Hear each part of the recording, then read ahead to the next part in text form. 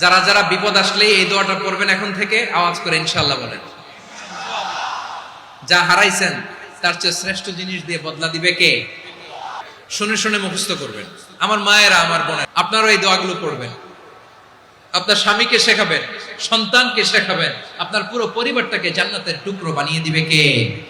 বিপদ আসলে কোন দোয়া পড়তে হয়, কিভাবে ফরিয়াদের হাত উত্তোলন করতে হয়, কিভাবে রবের দরবারে নতজানু হয়ে ফরিয়াদ করতে হয়, এটা জানার দরকার আছে না নাই? আসুন আমরা বিশ্বনবীর জীবনী থেকে দেখি বিপদ আসলে উনি কি করতেন। বিপদ আসলেই প্রথমে বিশ্বনবী সাল্লাল্লাহু আলাইহি ওয়াসাল্লাম একটা দোয়া পড়তেন। তিনি পড়তেন ইন্না লিল্লাহি ওয়া ইন্না ইলাইহি রাজিউন। নিশ্চয় আমরা আল্লাহর জন্য, নিশ্চয় আমরা কার দিকে ফিরবো ভাই? আবার কার দিকে ফিরবো? আওয়াজ করে বলুন তো, আমরা এসেছি কার কাছ থেকে, আবারও ফিরে যাব কার কাছে? এজন্য বিশ্বনবী পড়ছেন ইন্না লিল্লাহি ওয়া ইন্না ইলাইহি রাজিউন। নিশ্চয় আল্লাহর জন্য, ওই আল্লাহর দিকেই আমরা ফিরে যাব। তারপরে বিশ্বনবী পড়তেন আল্লাহুম্মা আজুরনি ফি মুসিবাতি ওয়াখলুফ লি খায়রাম মিনহা। একসাথে প্রথমে পড়তেন ইন্না লিল্লাহি ওয়া ইন্না ইলাইহি রাজিউন, তারপর পড়তেন আল্লাহুম্মা আজুরনি ফি মুসিবাতি ওয়াখলুফ লি খায়রাম মিনহা, মানে আল্লাহ এই যে আমি বিপদে ধৈর্য ধারণ করলাম এটার সব তুমি আমারে দাও, আর যেটা হারালাম এর চেয়ে ভালো কিছু দিয়ে মেকআপ করে দিও, ভালো কিছু দিয়ে বদল করে দিও। সুবহানাল্লাহ পড়েন। তাহলে বিপদ এলে আমরা কি পড়ি? তাহলে বিপদ এলেই আমরা এখন থেকে ইন্না লিল্লাহ পড়বো, নাকি হাই হুতাশ করবেন? একদল আছে হাই হুতাশ করে, হায় আল্লাহ রে, এরকম বিলাপ করতে নিষেধ করেছেন বিশ্বনবী। কি করব, কই যাব, কি হবে, হায় হায়, এরকম হাহুতাশ আছে না নাই? বিশ্বাসীরা হাহুতাশ করে না, তারা ইন্না লিল্লাহ পড়ে। কি পড়ে মনে থাকবে? আমরা পড়বো ইন্না লিল্লাহি ওয়া ইন্না ইলাইহি রাজিউন। নিশ্চয় আমরা আল্লাহর জন্য, আমরা আল্লাহর দিকেই ফিরে যাব। এরপর পড়বো আল্লাহুম্মা আজুরনি ফি মুসিবাতি ওয়াখলুফ লি খায়রাম মিনহা। আল্লাহ আমি যে বিপদে ধৈর্য ধারণ করলাম এটার সওয়াব দিও, আর যা হারালাম তার চেয়ে ভালো কিছু দিয়ে বদল করে দিও। সুবহানাল্লাহ পড়েন। বিশ্বনবীর হাদিস শুনলেন উম্মে সালামা রাদিয়াল্লাহু তাআলা আনহা। ওনার স্বামী হলো আবু সালামা। মজার ঘটনা খেয়াল করে শুনেন। সাইয়্যিদাতুনা উম্মে সালামা রাদিয়াল্লাহু তাআলা আনহা, ওনার স্বামীর নাম আবু সালামা। শ্রেষ্ঠ দম্পতি, শ্রেষ্ঠ ফ্যামিলি। প্রথমে হিজরত করেছিলেন হাবাসায়, পরে হিজরত করেছেন মদিনায়। উহুদ যুদ্ধের পরে ওনার স্বামী আবু সালামা ইন্তেকাল করলো, শহীদ হলো। সুবহানাল্লাহ পড়েন। যখন আবু সালামা ইন্তেকাল করলো, উম্মে সালামা রাদিয়াল্লাহু তাআলা আনহা কেঁদে কেঁদে হয়রান। আর নবীর শিখানো বাণী অনুযায়ী তিনি বারবার পড়ছিলেন ইন্না লিল্লাহ। কি পড়ছিলেন? ইন্না লিল্লাহ। যেহেতু বিশ্বনবী বলেছেন কেউ যদি বিপদের প্রথম ধাক্কায় পড়ে ইন্না লিল্লাহি ওয়া ইন্না ইলাইহি রাজিউন, আল্লাহুম্মা আজুরনি ফি মুসিবাতি ওয়াখলুফ লি খায়রাম মিনহা, তাহলে এই বিপদে যে সে যা হারালো তার চেয়ে শ্রেষ্ঠ কিছু দিয়ে আল্লাহ তার বদল দিয়ে দিবে। এই হাদিস শুনে উম্মে সালামা রাদিয়াল্লাহু তাআলা আনহা ওনার প্রাণ প্রিয় স্বামী আবু সালামার ইন্তেকালের পরে চোখের পানি ছাড়ে আর পড়ে ইন্না লিল্লাহি ওয়া ইন্না ইলাইহি রাজিউন, আল্লাহুম্মা আজুরনি ফি মুসিবাতি ওয়াখলুফ লি খায়রাম মিনহা। বারবার এই দোয়া পড়ে চোখের পানি ছাড়ে, এই দোয়া পড়ে চোখের পানি ছাড়ে, আর মনে মনে বলে আবু সালামার মতো ভালো মানুষ মদিনাতে নাই, আবু সালামার চেয়েও ভালো মানুষ মদিনাতে নাই, তার চেয়ে ভালো মানুষ কি করে আল্লাহ তাআলা আমারে দিবে, তার চেয়ে ভালো মানুষ তো আমি মদিনাতে দেখি না। চোখের পানি দিয়ে বুক ভাসায় আর নবীর হাদিসের উপর আমল করে পড়ে ইন্না লিল্লাহি ওয়া ইন্না ইলাইহি রাজিউন, ইন্না লিল্লাহি ওয়া ইন্না ইলাইহি রাজিউন। পড়তে পড়তে চোখের পানি ছাড়ে আর চিন্তা করে বিশ্বনবী বললেন এই দোয়া পড়লে যেটা হারালাম তার চেয়ে ভালো কিছু দিয়ে আল্লাহ পুরস্কার দেয়। আবু সালামের চেয়ে ভালো মানুষ মদিনার মধ্যে আর কে হতে পারে? কি আজীব তামাশা, কি অবাক করা ঘটনা। কিছুদিন পরে দেখা গেল সাইয়্যিদুল মুরসালিন রাহমাতাল লিল আলামিন স্বয়ং বিশ্ব নবী উম্মে সালামাকে বিয়ের প্রস্তাব পাঠিয়েছে। স্বয়ং বিশ্ব নবী উম্মে সালামা রাদিয়াল্লাহু তাআলা আনহাকে বিয়ের প্রস্তাব পাঠিয়েছেন। উনি রাজি হয়ে গেলেন, বিয়ে হয়ে গেল, উনি হয়ে গেলেন উম্মুল মুমিনিন, আমাদের মা, পুরো মুসলিম উম্মার মা। চিৎকার করে বলেন আল্লাহু আকবার। তাহলে আমার প্রাণ প্রিয় ভাইরা, বিপদে পড়লে আমরা পড়বো ইন্না লিল্লাহি ওয়া ইন্না ইলাইহি রাজিউন, আল্লাহুম্মা আজুরনি ফি মুসিবাতি ওয়াখলুফ লি খায়রাম মিনহা। যারা যারা বিপদ আসলে এই দোয়াটা পড়বেন এখন থেকে আওয়াজ করে ইনশাআল্লাহ বলেন। যা হারাইছেন তার চেয়ে শ্রেষ্ঠ জিনিস দিয়ে বদলা দিবে কে? তাহলে বিপদে পড়লেই প্রথমে আমরা এটা পড়ব, শুনে শুনে মুখস্থ করবেন। আমার মায়েরা, আমার বোনেরা, আপনারা এই দোয়াগুলো পড়বেন, আপনার স্বামীকে শেখাবেন, সন্তানকে শেখাবেন, আপনার পুরো পরিবারটাকে জান্নাতের টুকরো বানিয়ে দিবে কে? তাহলে বিপদ আসলে প্রথমে কি পড়তে হবে এটা জেনে গেলাম। এরপরে বিপদ আসলে নিজেকে কি করে আল্লাহর কাছে সঁপে দিতে হয় এটাও জানার দরকার আছে না নাই? বিপদে প্রথমে ইন্নালিল্লাহ করলাম, ধৈর্য ধারণ করলাম, বিপদ থেকে উদ্ধারের সর্বোচ্চ চেষ্টা করলাম, আমার কাজ যখন শেষ তখন আমি আমার এই বিষয়টা আল্লাহর কাছে সঁপে দিব। কার কাছে? বিপদে বললে কেমন করে নিজেকে আল্লাহর কাছে সঁপে দিতে হয় আসুন সাইয়েদনা ইব্রাহিম আলাইহিস সালামের জীবনী থেকে জানি। আল্লাহর খলিল ইব্রাহিম আলাইহিস সালাম আমাদের মতো সমাজ ব্যবস্থা পায় নাই। আমরা জন্মের পরে আমাদের কানের ভেতরে আজান দিয়েছে কে? একামত দিয়েছে কে? আমাদের বাপ দাদারা আমাদের কানে আজান দিয়েছে কি? দেয় নাই। আমাদের জন্মের পরেই তো আজান, একামত, বাড়ির পাশে মসজিদ, প্রতিদিন আজান, জুমার খুতবা, প্রতি মাসে মাসে তাফসীরুল কোরআন মাহফিল, মসজিদ, মিনারা, অভাব নাই। ঠিক কিনা বলে? আপনি যেই সুন্দর ইসলামিক এনভায়রনমেন্ট পেয়েছেন, আমাদের ইব্রাহিম খলিল উনিও কি এরকম পেয়েছিলেন? হ্যাঁ, উনি জন্মের পর পরে ওনার কানে আজান দিয়েছে কেউ? আমার প্রিয় ভাইরা, আগা গোড়া একটা শিরকি পরিবেশ উনি জন্মগ্রহণ করেছেন। উনি ছাড়া ওই তল্লাটে একজনও আল্লাহর উপর বিশ্বাসী নাই। কল্পনা করতে পারেন? গোটা তল্লাটে, গোটা দেশে বিশ্বাসী মুমিন, আল্লাহর উপর বিশ্বাস স্থাপনকারী কয়জন? সবাই বলেন কয়জন? বাকি সব মুশরিক। বাকি সব মুশরিক নিজের সাথে নিজে শক্ত বোঝাপড়া করে, অ্যানালজি করে, সেলফ কনভারসেশন করে উনি মহা সত্যের সন্ধান পেয়েছে। উনি আকাশের তারা দেখে ভাবে মনে হয় এটাই আমার খোদা। ওরা দেখে তারা নাই, মনে মনে বলে না তাইলে এটা না। আবার চাঁদ দেখে বলে চাঁদটা বড় মায়া লাগে, মনে হয় এটাই আমার রব। পরে দেখে চাঁদও নাই, কয় না এটা না।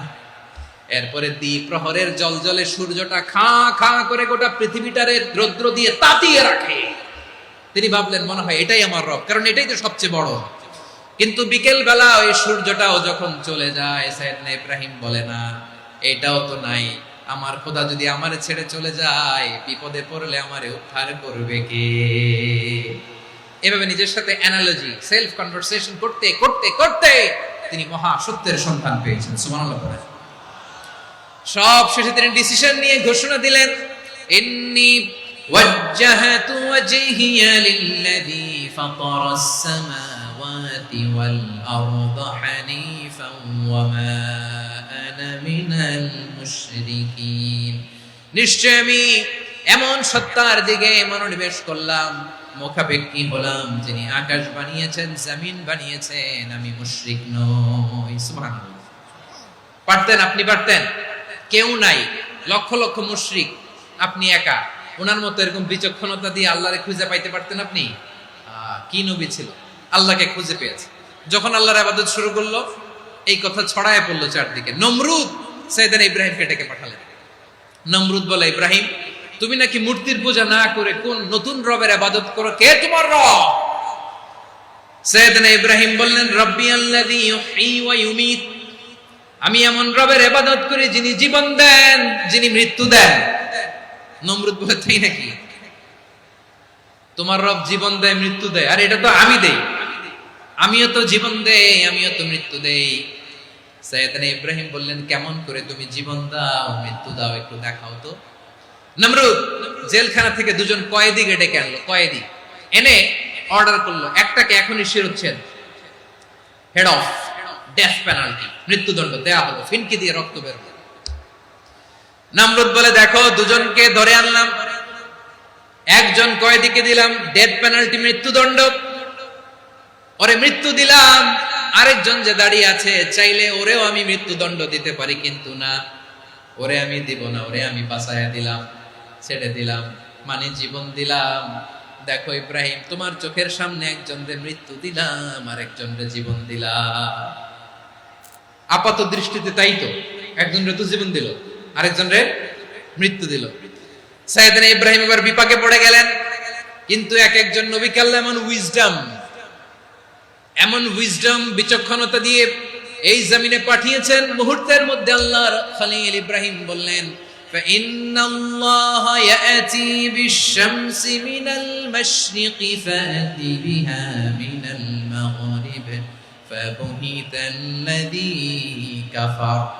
আল্লাহর খলিল ইব্রাহিম বললেন, নমরুদ বুঝলাম তুমি জীবন দাও মৃত্যু দাও দেখলাম, কিন্তু আমার রব আমার আল্লাহ প্রতিদিন সকালবেলা উষা লগ্নে ওই পূর্ব দিগন্ত থেকে সূর্যটাকে উদিত করেন, সাঁঝের বেলা বিকেল বেলা কুথুরি লগ্নে সন্ধ্যা বেলা ওই দ্বিপ্রহরের জল জলে সূর্যটাকে পশ্চিম দিগন্তে ডুবিয়ে দেন। মানে সকালবেলা পূর্ব দিক থেকে উদিত করা সূর্যটাকে পশ্চিম দিকে বিকেলে তিনি ডুবিয়ে দেন। তুমি যদি পারো ওই সূর্যটাকে পশ্চিম দিক থেকে উদিত করে পূর্ব দিকে ডুবিয়ে দাও। সুবহানাল্লাহ পড়বেন না? দেখেন, ইনস্ট্যান্ট ইন্টেলেক্ট, মুহূর্তে বিচক্ষণতা, উইজডম কাকে বলে? নমরুদ পারবে? নমরুদের বাপ পারবে? ওর দাদা, ওর 14 গোষ্ঠী, গোটা বিশ্বের সব ক্ষমতাধর রাষ্ট্রনায়করা একসাথে হলে পারবে?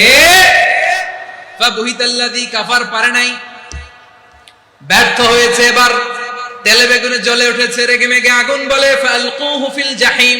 ওর সাথে তর্ক নাই, না পেরে এবার এটারে আগুনে ফেলা। বিশাল বিশাল গাছ কেটে লাকড়ি এনে আগুনের কুণ্ডলি বানানো হলো, দাও দাও দাও দাও করে আগুন জ্বলে। আল্লাহর খলিল ইব্রাহিমকে আগুনে নিক্ষেপ করা হবে। আল্লাহর খলিল সাইয়েদনা ইব্রাহিমের হাতের মধ্যে রশি দিয়ে টাইট করে বাঁধা হলো, পায়ের মধ্যেও টাইট করে রশি দিয়ে বাঁধা হলো।